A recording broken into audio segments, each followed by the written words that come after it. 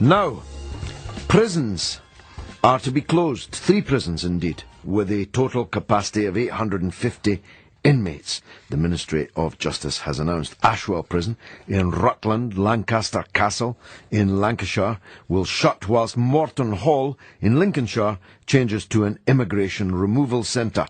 The Justice Secretary, Kenneth Clarke, wants to cut total inmate numbers, said the jails were outdated and expensive. As of last weekend, the jail population in England and Wales was 82,991, almost 5,000 places below capacity.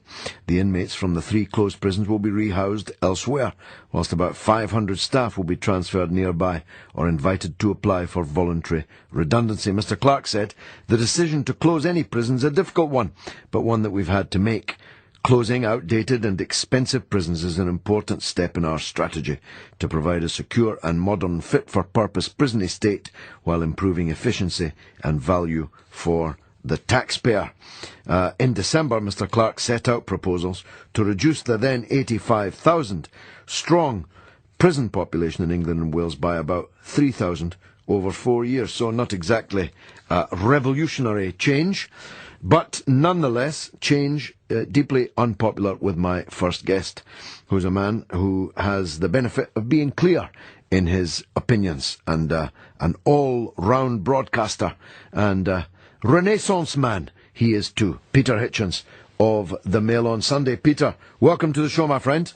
A pleasure to be with you. Tell me, just summarise, if you would, why you're so cross with Kenneth Clarke's approach to prison affairs.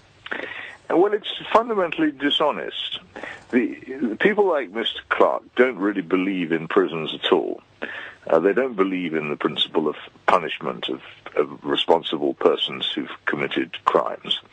And they only maintain prisons because they believe there's a public demand for them. But deep down, they tend to think, oh, isn't it annoying that the stupid public still persist in believing that we should have places like this?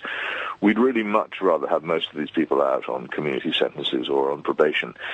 Prison is, as far as we're concerned, an expensive waste of time. So they go through the motions. And one of the results of this is, of course, the prisons are totally unconvincing as punitive establishments. It's very difficult to get into one in the first place, unless you commit a crime such as murder, in which case you will go straight to prison. You'll generally have to commit perhaps 20 or 30 crimes and become a serial recidivist before you get into prison. And of course, by that stage, the chances that prison's going to alter your behavior are pretty slender. And you can then say, having been the liberal who made this happen and filled the prisons with people who were already serial offenders and habitual criminals, well, prison doesn't do any good. Of course it doesn't at that stage.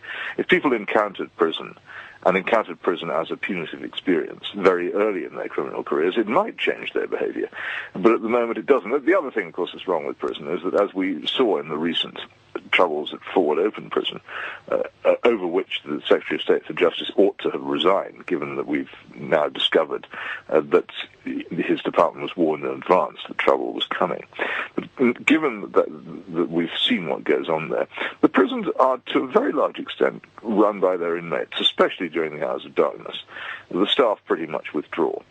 And the fact that we don't have very many prison riots and much prison disturbance is largely down to the fact that the staff have withdrawn, that attempts to control the prisons by the staff have been pretty much abandoned, that the prisoners are bought off with television sets in cells, with a blind eye being turned to the presence of stupefying drugs and indeed alcohol, and every effort really being made to make sure that the prisoners are contented in a sort of way, and that their way of life is not challenged, and that no real effort is made to discipline them or give them the impression that they're under control.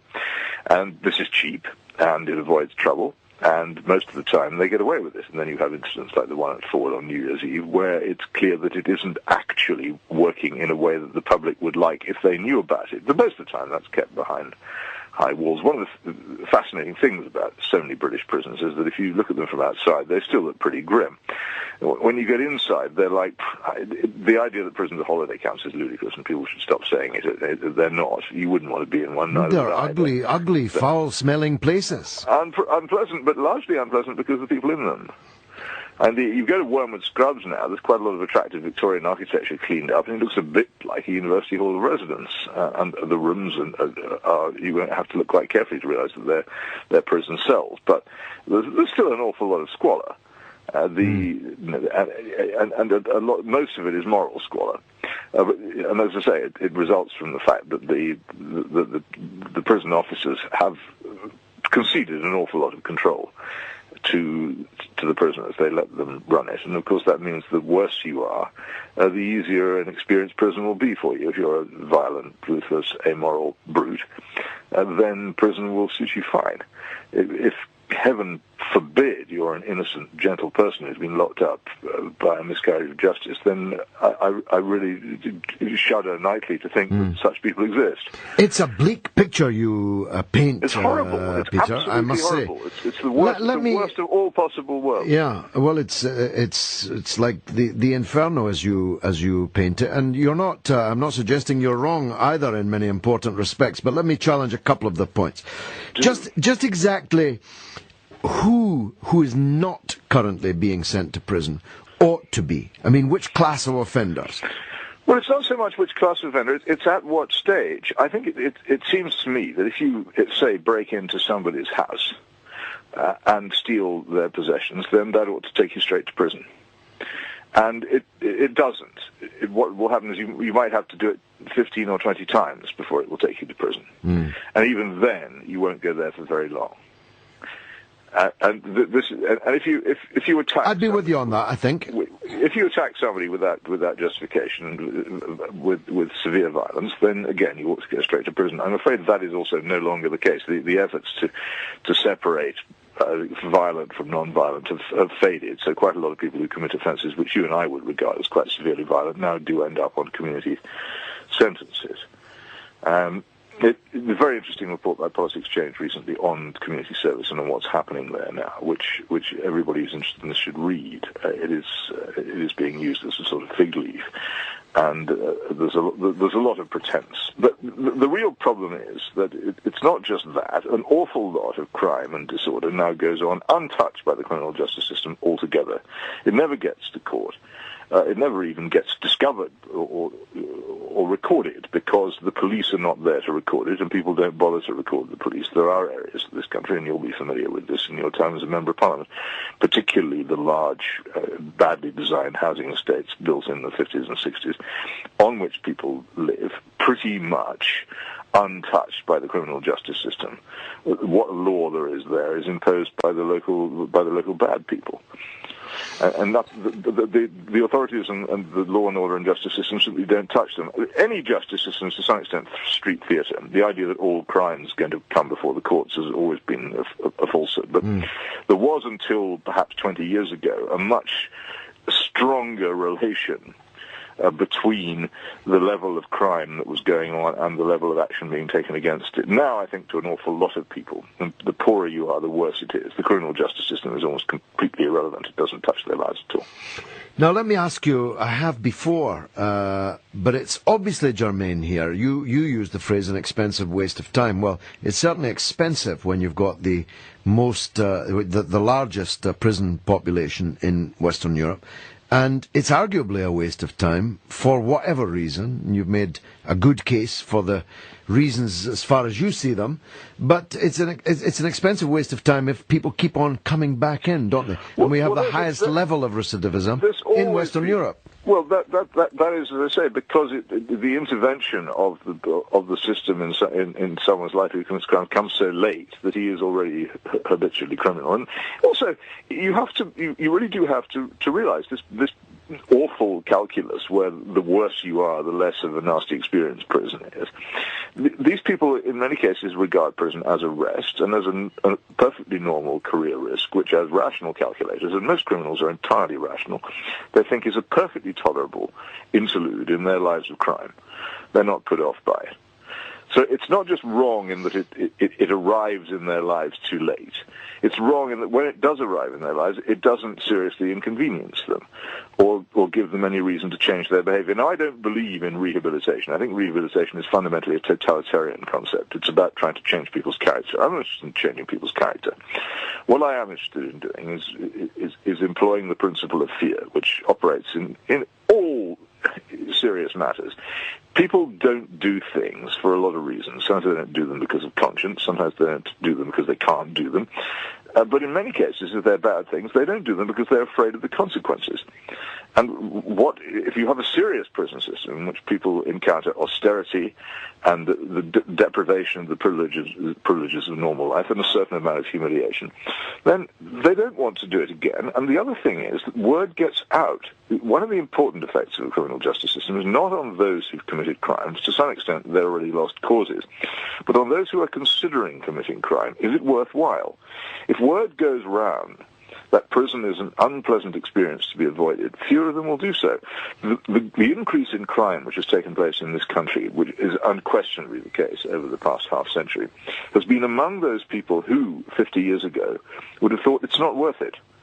I'm not going to do this because what will happen to me if I do is, first of all, I'm quite likely to be caught. Secondly, if I am caught, I'm quite likely to be severely punished. And therefore, I won't do it. Now, both those things have largely faded, and so the number of people who are ready to commit crimes goes up. And the more you behave like this, the more impossible it is to contain them with the prison system. The more ineffectual your prisons are, the fuller they will become. Until you can't build any more, you can't build them fast enough or big enough to contain the numbers of people who are committing crimes. But the fault is not just in the number of prisons. The fault is in the way in which they're used and the point at which criminals encounter the hard fist of justice. And if they never encounter that fist, or if they have to wait until they've committed 20 crimes before they do that, then it won't work. And this seems to me to be so obvious that you have to ask, what is the reason why nothing is done about it? And the reason why nothing is done about it is the enormously powerful ideology in our society, which infects above all the powerful and the well-off. Well, again, an absolute rejection of moral absolutism, an absolute rejection of the idea of right and wrong, a belief that almost all actions are justified by circumstances, that every crime is to be excused by the person's upbringing or conditions, and that therefore you can't punish. So well, but in the United States, but Peter, in the United States, very few of these conditions obtains. They have a gigantic prison population, one of the very largest in the whole world, and amongst some sections of the U.S. population, for example, African Americans, black Americans, 12% of American black males have been in the prison system. They have a gigantic prison system. They are not trammeled by these soft, woolly, liberal ideas. And yet, you wouldn't argue that the United States is, in any sense, crime-free, would you? Oh, well, there are so many things to be said about the United States. Some of the things we think about the United States simply aren't true. For instance, you look at the way in which drugs are treated in the United States. The attitude towards cannabis, that very, very dangerous poison, is almost as weak in the United States as it is here, and in some cases even weaker. Cannabis is effectively legal in California, where it's supposedly issued as a medical prescription, for goodness sake. And similar laws have, interestingly enough, just been introduced in Arizona, which voted last November for so-called medical cannabis. And indeed, Pima County, the place where this recent horror has taken place, in which the alleged culprit is a serial cannabis smoker, is shortly to introduce cannabis dispensaries in the streets where you can legally obtain it for supposed medical grounds. So the American criminal justice system is not as stringent as people think that it is. And the other thing is, the United States is simply not like Britain. It is a hugely different society in so many ways, and one of the things which scars it and will scar it for centuries to come, as anybody who's lived there will tell you, is the legacy of slavery and the awful consequences of that, the very, very deep racial division, which is hidden. It's not, unlike South Africa, the Americans have always been careful to hide the fact that they're a heavily segregated society, and the huge damage done down the generations, Indeed. from one to another, by the destruction of family, language, and culture among the people who were snatched from it. Peter Hitchens, powerful, eloquent, as always, columnist with the Mail on Sunday. Doesn't mean he's right. What's your point of view? 08717 22 33 44. I'll be back after this.